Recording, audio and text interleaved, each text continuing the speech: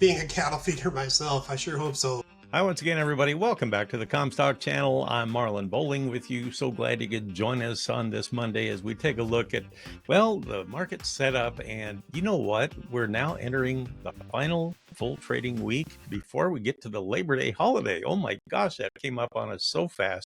Make sure you like these videos and subscribe to the videos by clicking that bell icon down below. And also be sure and share these videos with others as well. I want to remind you too, make sure you subscribe. You can get our morning daily detailed market outlook and also a morning video that we post. It's for our premium subscribers, has all kinds of detailed information about market strategies and that sort of thing. And you can get a month of it as a trial for $1, just $1. What can you buy for $1 nowadays? Can't even get a donut for that. But anyway, just $1 and you can try out our premium content. I want to highly recommend that. Well, today I've got Justin McKinney with me, and he, of course, is with Comstock Investments. Justin writes some of the comments for the morning report. And I'm glad to have you with us here as we enter this last full trading week before we get into September. It's been kind of a rough ride here this summer. Justin, we had all kinds of stuff going on last week, including a bunch of farm tours and that sort of thing. Just wondered what you have been able to absorb from that angle here over the last few days. Well, welcome back. It feels like a short weekend, Marlin, but as we get started here this week, we got a couple things to focus on. One, crop conditions. We're recording this a little bit before the 3 o'clock crop conditions on Monday. But crop conditions coming out today as we see Pro Farmer come across the country, take a look at those yields. The eye-popping thing was, Illinois was good, maybe not as good as what USDA says. Iowa, good, maybe slightly off what USDA says. However, you move north, and we've been saying it all year, this Minnesota crop is really in some trouble.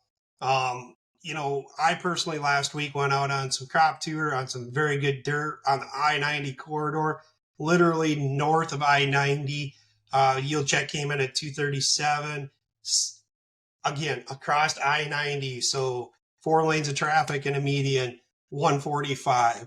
The farmer I talked with there, very good farmer, he said the 145 will probably catch the bulk of his crop this year. So looking at significant amounts of crop insurance payments there and yield loss on those farms.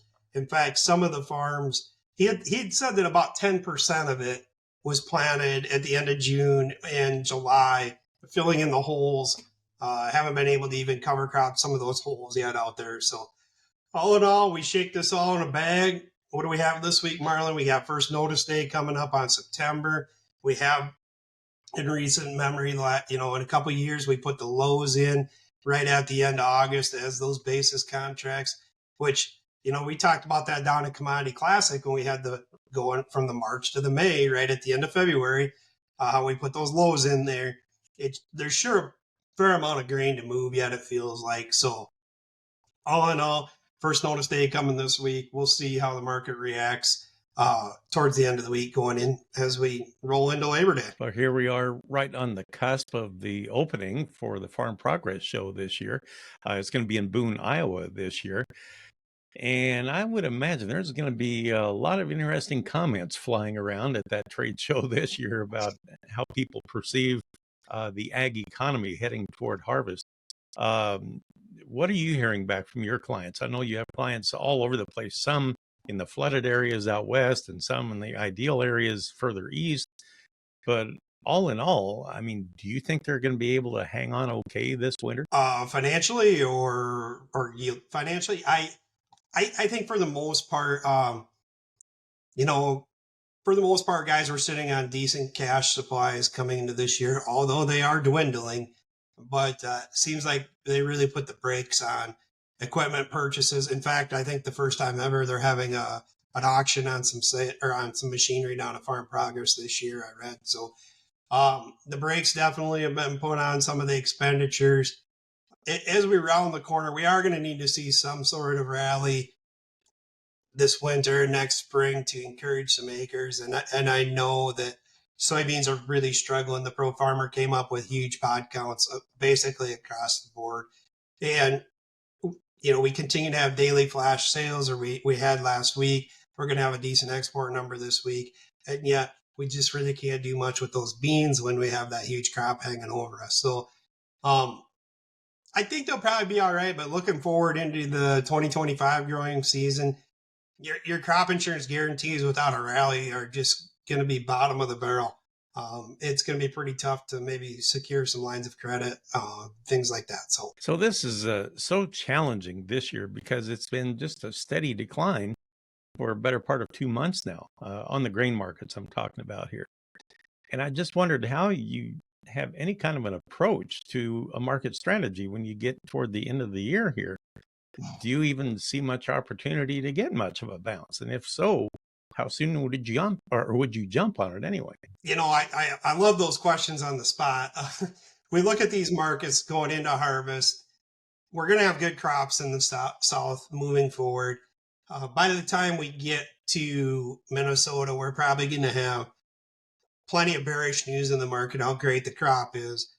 I don't expect, without some sort of huge surprise in Illinois, which would probably push the funds to the sidelines, or at least some of the funds. But without that happening, I don't expect a ton of positive news until we get this crop pretty well wrapped up in the bin, end November, December, and into the January final crop report to see what the final yield ends up being. Now, for a while, you worked as a grain merchandiser in the Deep South, right? I did. Yeah, and they've been harvesting for a little while now. That's going to be creeping north pretty fast. And I think last time I talked with you, I was mentioning that here in the Mid-South, around the Kentucky and Tennessee area, the corn is drying down so fast. I can't imagine there won't be some corn being harvested already within like a week or so from this point. If that's the case, I mean, it's going to be really hard to get any kind of a rally anytime soon. And that's always the case with the Deep South. If they have a good crop, it gets commingled with the old crop on the balance sheet, the new crop. As they don't store well in the South, that corn generally hits the market, or soybeans, especially if you have a hurricane coming. You'll see guys really push and get after those beans so they don't get ruined in the field. So, that was my concern. Is China going to come in and take those early beans off the market? If we have to discount them significantly to get them moved, that does not bode well for the mid-miss up to the upper miss Mississippi shipping corridor. So we are seeing China come in and start buying some beans.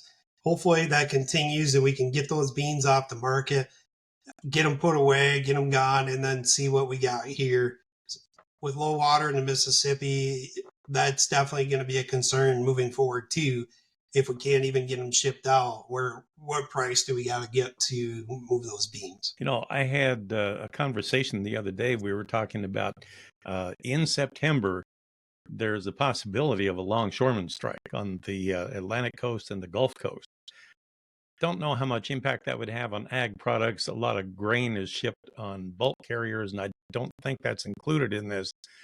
But there are some ag products that are sent by containers, and I just wondered, from your experience working in that industry there, would that have much of a spillover effect or not? My container experience was probably back in the 2008 to 2010 timeframe when we had a huge amount of probably 07, 08. The recession in 09 slowed that container business way down. There's a ton of containers that went out of Virginia, Memphis area, Chicago area, things like that. So again, I'm not real up to speed on that container business, but it would not be good for those container loaders. Yeah, hopefully they can get that all straightened out. And of course, it's been chaos in Canada too lately about how to rectify that issue with the Canadian rail system. Talk to me about the livestock trade here, if you would, for a moment. The cattle market, it seems like it's kind of been floundering around, and with the cattle on feed report that came out Friday, it looks like the placements are a little heavy once again. But was the market prepared for that, do you think, overall? I hope so. Being a cattle feeder myself, I sure hope so. But, there's been a lot of talk about the cycle rebuild. Is it maybe just a touch earlier this year than in the past 10-year cycles that we've had? I don't know about that, but I do know that it seems like there's a lot of economic uncertainty and fear. One being the election in November, and I'm not so sure that either way is going to be all that great economically. I think we've hitched our horse to a wagon that just needs time to work its way out. So, we have the China recession going on. A lot of talk about hog demand being way off over there, and way too much pork on the market. You and I have talked about that numerous times. But you look at the cattle market; it softened last week a couple bucks, but not terrible, all things considered. So as we move forward, hopefully we can still see that demand for that ground beef. It's been carrying the cattle market pretty much all year. So as Labor Day wraps up this weekend, that's $1 million question. Hopefully we can catch some better news on that. Well, of course, lately there's been a lot of speculation about whether the Fed will decrease interest rates, the base rate. What do you think? From your opinion, would that be good for this cattle trade or not? Because I think it would sold be off earlier a few weeks ago. Yeah, I think it would most likely be good. I think we've seen the dollar set back quite a bit. We're going to see the stock market probably get a little bit more confidence, and the cattle market has been following the stock market. So for the most part, so funds still long the cattle market. Everything else is pretty well short. So are they going to want to continue to carry on those long cattle positions, or is the cash market going to have to do the work? And I hope it's kind of a combo of both, because we get tipped too far on either side, and that can not be so great either. Well, like you say, you're involved in cattle feeding. How much does that worry you that we'll get on the other side of Labor Day and demand may fall apart? Well, honestly, I have LRP on a bunch of our cattle. Normally, I would have them hedged up. I did not get them hedged up. The ones that don't have LRP on it, we're going to probably finish those out. So I'll have till February, April timeframe to catch some sort of upswing on those.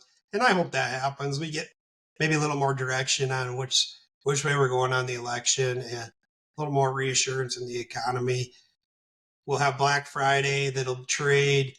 We'll get a better balance on what the Christmas spending season is going to be with businesses and Christmas parties and the rib cutout, things like that. So I got some time on them. I'm optimistic but cautious. Boy, thanks for bringing that up. Not even 4 months until Christmas now. Yeah, that's Wow. crazy. And Thanks you don't for even that. live where it snows. Yeah. I'm going to have to get on the stick and start doing some shopping here. Justin, always great to visit with you. And thanks for all the help here as we open up this final trading week of August. Justin McKinney with us here from Comstock Investments. I want to thank you again for joining us. For producer Brianne Hendrickson, I'm Marlin Bohling. We'll catch you next time right here on the Comstock channel. Thanks for joining us on our Comstock YouTube channel. Don't forget you can also find us on Facebook and TikTok as well. Futures trading involves risk. The risk of loss in trading futures and or options is substantial, and each investor and or trader must consider whether this is a suitable investment. Past performance is not indicative of future results.